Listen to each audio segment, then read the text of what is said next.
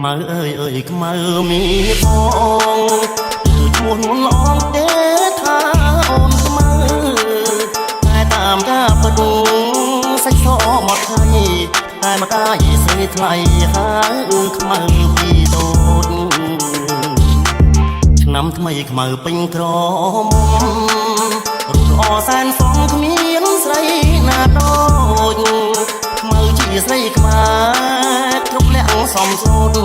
ប្រាជ្ញាក៏ឆ្លាតស្ដាប់ពីម៉ែថ្ងៃនេះបនចូលឆ្នាំថ្មីបងឃើញខ្មៅស្រីអូនរៀបចំពាំង